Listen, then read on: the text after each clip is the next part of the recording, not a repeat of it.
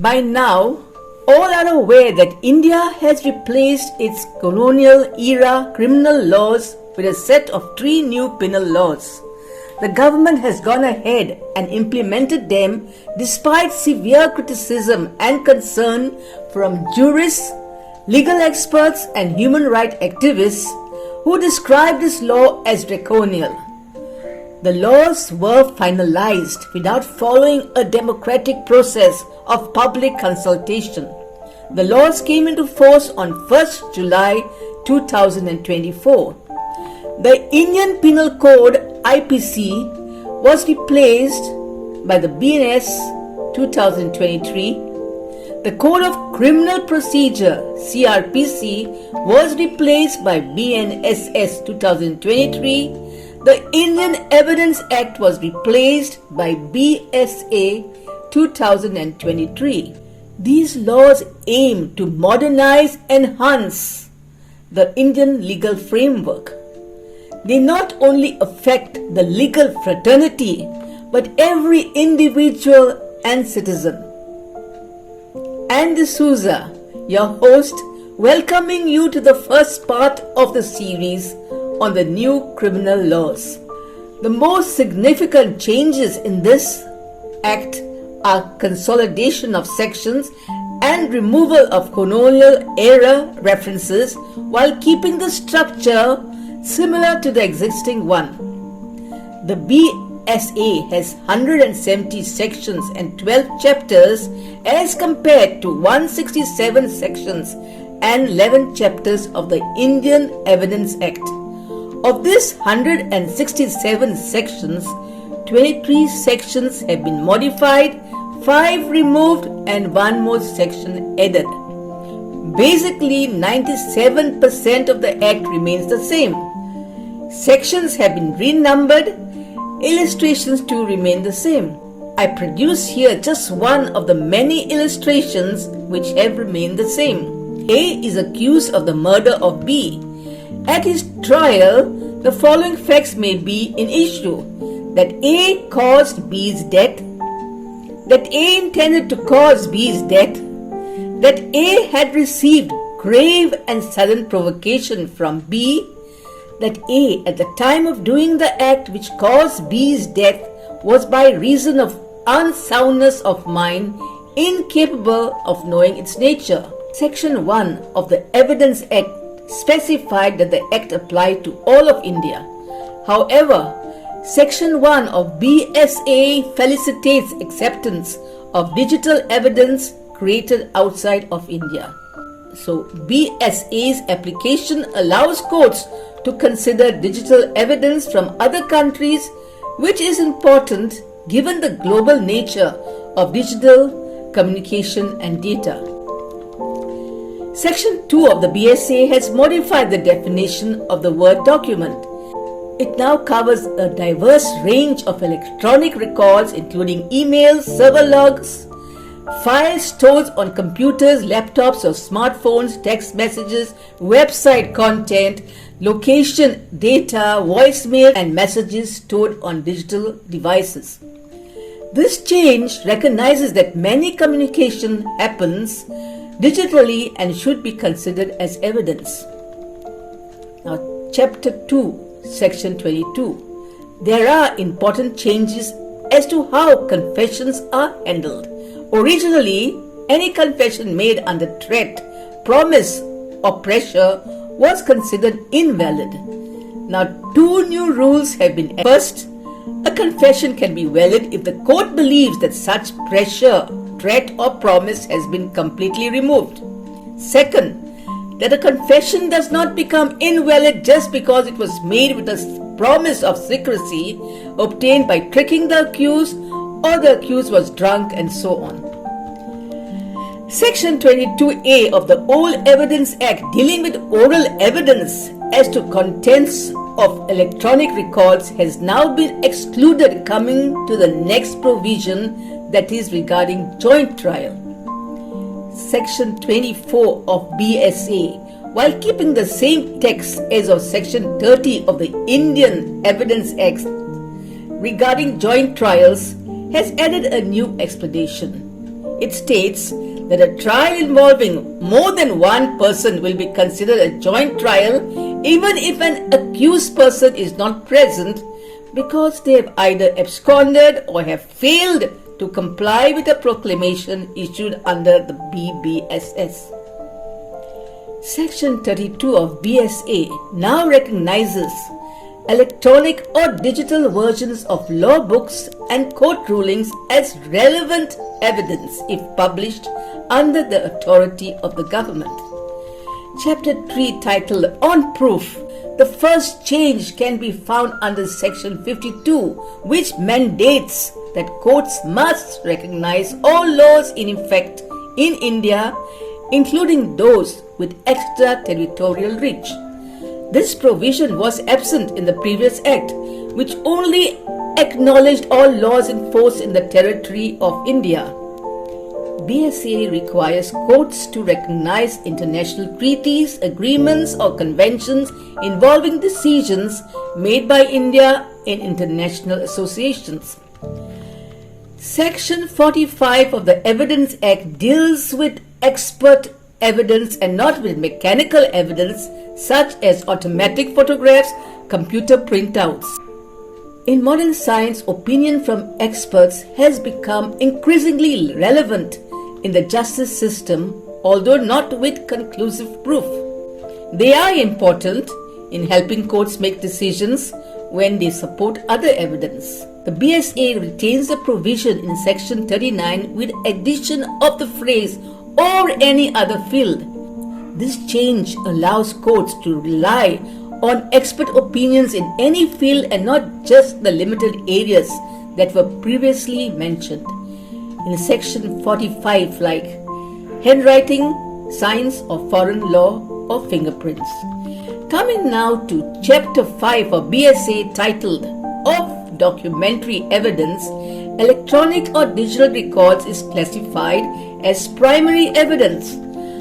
Under Section 57 in the Old Indian Evidence Act, primary evidence meant original records, while secondary evidence was used to prove the contents of the original records. This change acknowledges the move from paper-based systems to electronic. Now, Section 58 of the BSA now includes oral admissions, written admissions, and evidence from a skilled person. One who has examined complex documents as types of secondary evidence, previously oral admissions about document contents were allowed under specific conditions related to the documents. The BSA now explicitly states that oral and written admissions are secondary evidence. This means they can be used as evidence in court, but the rules governing when they are admissible remain the same as before. So the BSA has expanded the types of evidence considered secondary while maintaining the conditions under which these admissions can be used in legal proceedings. It agrees that with the advancement of technology and artificial intelligence, means and modes to tamper with electronic evidence has increased. There is a possibility that false evidence can be generated by the use of artificial intelligence. So for secondary evidence to be admissible, legal experts have suggested that an affidavit in support be required. Now, Section 63 of the BSA continues to require a certificate as specified in Section 65B of the Evidence Act. Whenever electronic evidence is presented in court, the updated provision now mandates that this certificate must accompany electronic record every time it is presented. It allows the certificate to be provided either by the person responsible for the computer or communication device or by an expert and removes the requirement for a person in an official position to provide the certificate. Also, in contrast to the Evidence Act, which did not specify the format for the certificate, the BSA now introduces Schedule A and Schedule B. Part A is filled out by the party presenting the electronic or digital record, and Part B is filled out by the expert who confirms digital fingerprints using specific logarithms provided directly in the form. Now, Section 80 of the BSA assumes certain documents like official gazettes, newspapers, and those required by the law to be genuine, kept and preserved properly. It defines proper custody as where and by whom the document should be maintained.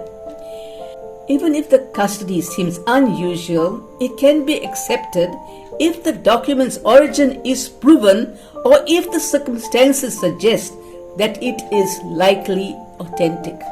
This applies equally to electronic or digital versions of official gazettes.